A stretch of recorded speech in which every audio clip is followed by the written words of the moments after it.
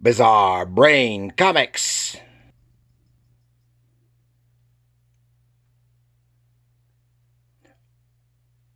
I am Batman, the world's greatest detective.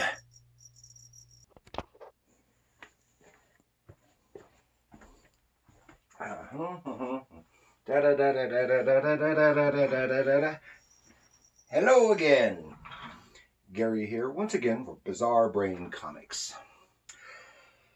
And you probably noticed I talk about Batman again. Not only about Batman again, but it's from the same book as I did last time I talked about Batman, which is just a couple videos ago. Different story. Now, unfortunately, on that last one, I had right at the end I had a little bit of technical problems, which cut me a few seconds short. But it was fortunately it was at the end of the story. So this time,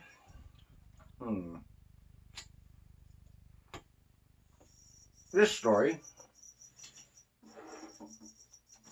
from the limited collector's edition presents Batman is Batman Paint a Picture of Peril by writer Denny Neal and artist Neal Adams with inks by Dick Giordano. Okay, Denny O'Neil. Even though it's in the basement, it's still hot. Denny O'Neil from 1939 to 2020. Yeah, I remember we lost him just last year. That's unfortunate. He was a writer, active from the 60s through the 90s, primarily for Marvel and DC Comics. Then, until his retirement, he edited the Batman titles. He wrote both comics and novels, often featuring the same characters. He did. I've got at least two Batman novels that he did, and I think has done more. And he wrote a novel under a pseudonym of the character Richard Dragon, Kung Fu Fighter. I don't know the actual title of the novel, but that was before they picked up that character and used him in DC Comics. And they even had a recent Batman Richard Dragon animated movie come out just last year, I believe it was. It was good. It was like a 1970s kung fu movie. Some of his most influential work was on the Green Lantern Green Arrow title that was in around 1970. I think it was 69 to 71, something like that. And that was with artist Neal Adams, who we're also going to talk about. And comics really turned a corner there, becoming relevant with the types of stories written for it. They were influences. Look at it. They influenced comics thereafter. Yeah, they had some really innovative stories dealing with the poor and racism and drug addiction. And working on Batman titles, he created the great villain Ra's al Ghul and his daughter Talia, with whom Batman had unknowingly had an illegitimate son, who later became Robin. That was Damian. And if you saw Batman Begins, Ra's al Ghul was the villain in that.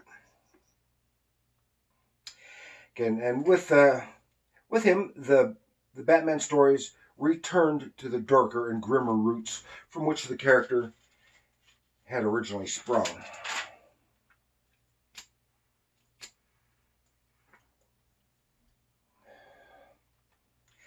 Yeah, Batman was dark and grim for the time, because he came right out of the pulp magazine era, largely inspired by The Shadow and the Spider.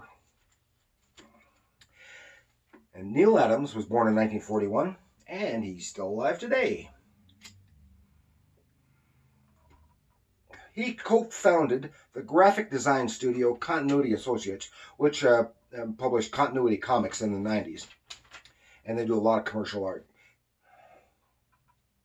And as a creators' rights advocate, he helped secure a pension and created by credit for Jerry Siegel and Joe Shuster, creators of Superman.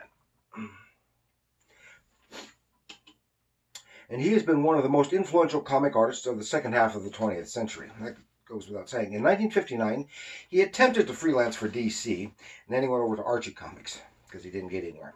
He wanted to get work in their new superhero line of titles, which I intend on talking about another time, but surprisingly didn't get in. But he did work on some of the Archie humor titles.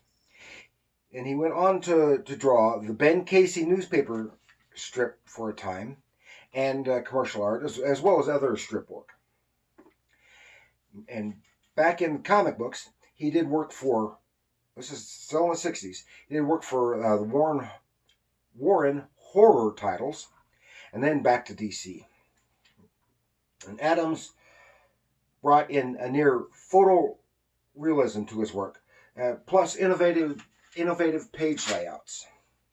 Then with Denny O'Neal on the Green Lantern, Green Arrow, he brought art and storytelling together. They brought art and storytelling together to win awards and influence a generation. Even casting light on drug addiction, which was a big no-no at that time with the Comics Code. They revitalized Batman with darker sensibilities, and this is when Batman never went out in costume except at night or under the cover of darkness. And Adams is known for drawing the famous, some might say infamous, Superman versus Muhammad Ali tabloid special, which I intend doing another time.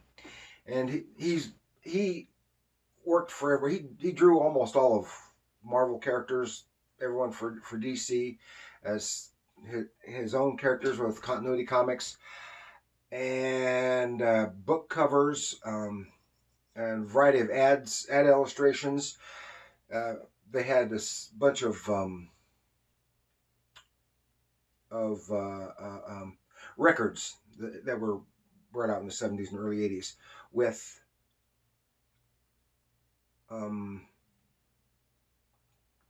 comic books to go along with the stories, and he did a lot of those, as well as covers for those that didn't have books to go with them. Okay. Back to Batman. Paint a picture of peril.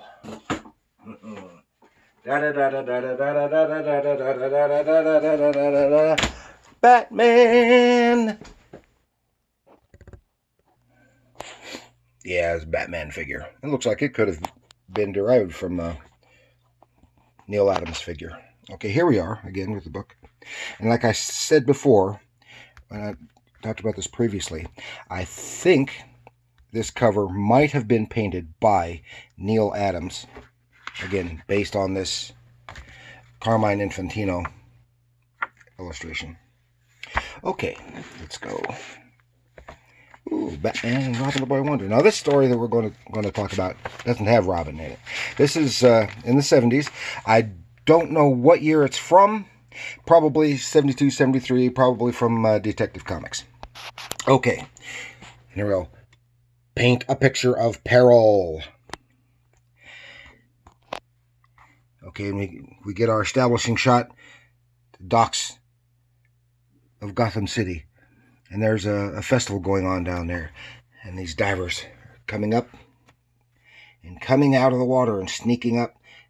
Here they take out the security guards and, uh-oh, what's this? What's this?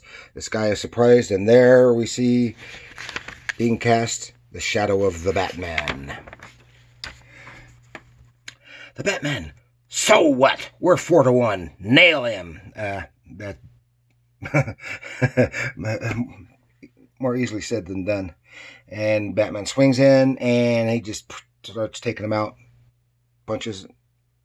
And you can see it's starting to get some more innovative. Breaking the borders of the panels. That's a good effect.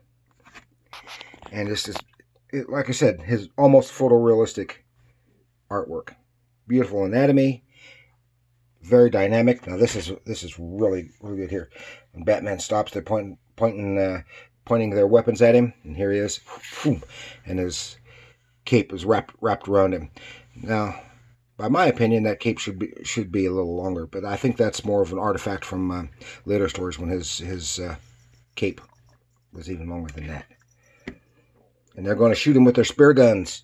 Yeah. Here's the cape whirling around him, and there, thunk. They shoot their spears. Oh God! Batman right in the chest, and in the drink he goes. We done it! We scragged the Batman! You should have done it sooner. He hit me like a blasted wrecking ball. I got the picture the boss wanted. See, they're swiping a picture and stuffing it in probably a sealable plastic bag.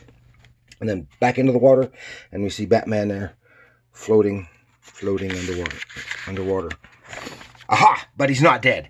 Batman waits till they're gone, and then Batman swims away. He's been injured, but not seriously, because his thick, heavy cape helped protect him. This is before he commonly wore body armor. Although I have seen an early story from the 1940s in which Batman wore body armor then. But here he should have been wearing body armor. And he climbs back up. His arm is injured. He sees what was taken. Odd. The only thing they took is a painting by Vandersmuts, The Startled Mermaid, the least valuable item on display. I blew it. Good. All I can do is get help for the guard. Okay, he calls the cops, and then back home. Now at this point in time, Batman was not working out of the Batcave under Wayne Manor. He had the building, the Wayne Foundation building, with a very tall skyscraper with a penthouse apartment on top, and he worked with Batcave type arrangement as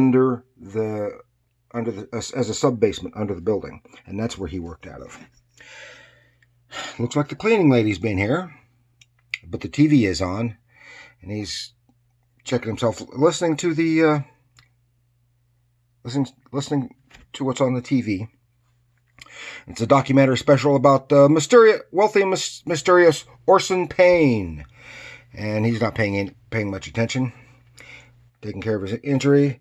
And here we see Orson Payne and the lady. A quarter of a century ago, Payne was engaged to Katerina Valance, well-known opera star. Miss Valance vanished. Since that day, Payne has refused to see anyone. All this is foreshadowing. Well, he's trying to recover. He's doing a little bit of meditating, breathing exercises, restore circulation, get feeling better. And then I skipped a page. Then the cleaning lady came back while he's getting ready. She's not happy about that show being on there, and shuts it off. Got to concentrate on that theft. I could leave it to the police, but it's bizarre. Made to order for Batman. See, look at these. Okay, 6-panel, but 2-tier. All panels the same size, and it works. You can see different angles. It's great for this great version of a face here. And then he's back in costume because he just figures out the glow that he had seen must be from a submarine. I'm not going to comment on that.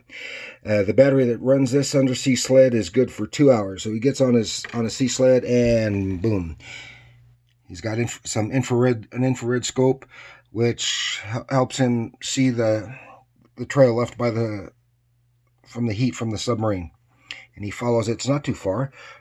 For a full 40 minutes, Batman glides through the chill water until, as I figured, a small nuclear sub. That ladder must lead to one of the island estates. Up he goes, and then then a few feet higher, and then, what? Is that you, Charlie? Hey, who's there? He surprises a guard. Again, you see now the lighting, where he did that. The Batman in silhouette. Then the guard here, and the striking lighting on his face and on his gun. Oh, great Batman action figure right there. Typical Neal Adams. Great. What? The Batman! And he didn't last very long. I reckon this place from a magazine layout. It's the Payne Estate. I should have paid more attention to that TV special. Yeah, you should have. For all the good it does. And we see him sneaking in under cover of darkness, right past the guards with their dogs, into a tree. There he is in the tree opposite the Payne Estate there, the castle that he lives in. And he doesn't want to take a chance on running into the dogs, so he leaps a good 15, 20 foot leap, catches onto the rim of the sill of the window, and hoists himself up. And Payne's just there talking to himself. And he's surrounded by statues and paintings of the same woman. But your beauty pales before my memory of her. When he's talking, yes, my dears, you are lovely, every one of you, but your beauty pales before my memory of her. He's talking to an empty room? No, not to the room, to the paintings and statues. And good guy's a little bit on the nutty side. I skipped a page. And here we get a good viewer. Batman lets him know he's there. Now here's where you get to see that this character is based on the late actor, Orson Welles. You really see it in that profile. That is Orson Welles all over. Of course, the name Orson Welles. Right? And he's big and rotund, just like Orson Welles was then. And he surprises him. He said, I must have every likeness of her, he explains himself. And he grabs a crossbow and tries to shoot with great detail. And the layout in here, you can see, comes right here, right over, and same thing with the arrow, right, almost as if there's a target on Batman in that image.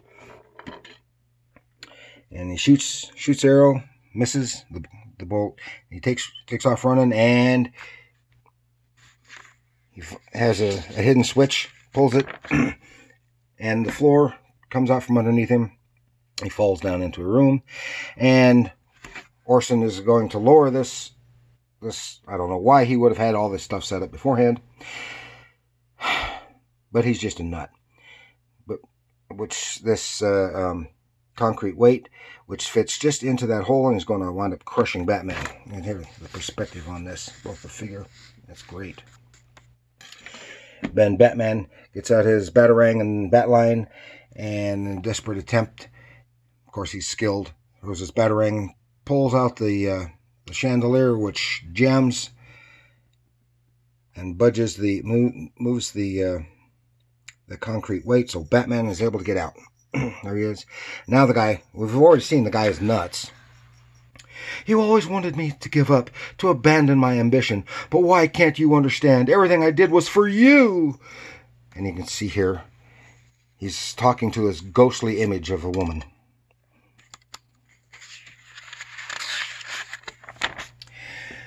And as she walks away, he follows, and the banister crumbles. Come to me, my precious, take me in your arms, and over the side he goes. Ah! And Batman, thinking fast, he swings out and is able to catch him. I don't think he really would have, but who cares? It's Batman. And look at that. The detail and the dynamism, the action. Here it is, it's very dynamic. It's all very dynamic. Even his still scenes tend to be dynamic. And then there he is back in his apartment. A cleaning lady shows up, and there's the news about Batman and Orson Payne. And she just, you shouldn't be watching such trash. Something just dawned on me. It isn't television you object to. It's Orson Payne. Kathy, were you ever an opera singer? Why, yes, many years ago. I chose to forego my career because a terrible man insisted on owning me. I'm only a charwoman now, but I'm free. Yeah, she was... Yeah, so Bruce realizes she was Katarina Valance, but he's going to keep her secret. That's good. It's a good story, great art, good storytelling. I had a couple of some couple little goofy things in there, but they made it work.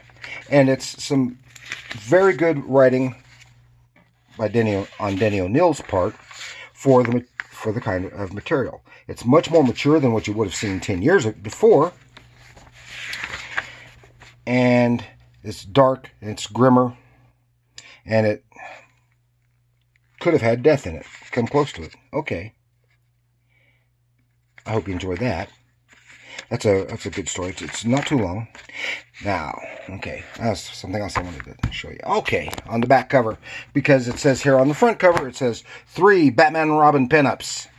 Here's one right here. Fortunately, it's got some water staining on it because it's an old thing, and I got it secondhand. But this is a great drawing of Batman by Curt Swan, who is primarily known for his Superman artwork, but he did a lot of other work for DC work. Initially, I thought it was inked by Murphy Anderson, but it's not. I don't know who did the inking on this, but it's not Murphy Anderson. And here's another great one.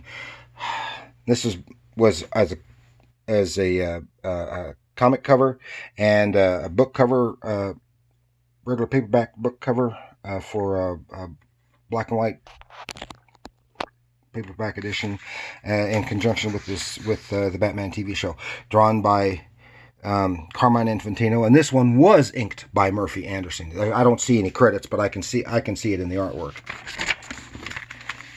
and I love that one. Let's see, where's it? Where's the other one I wanted to touch? Yeah, here we go. Batman and Robin and the Batmobile out on the road. This is a nice one. Also, Carmine Infantino and Murphy Anderson.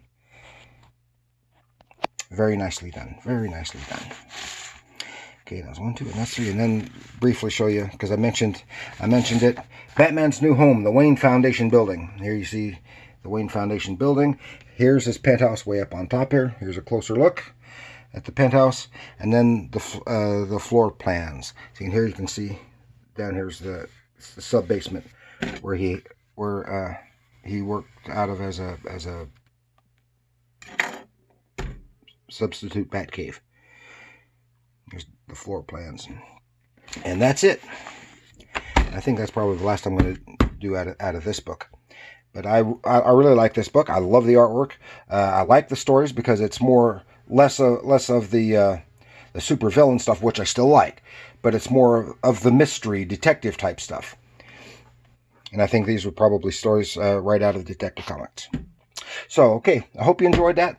If so, if you have other have friends who like comics, like Batman, whatever, like, share, subscribe. Remember, comics are art.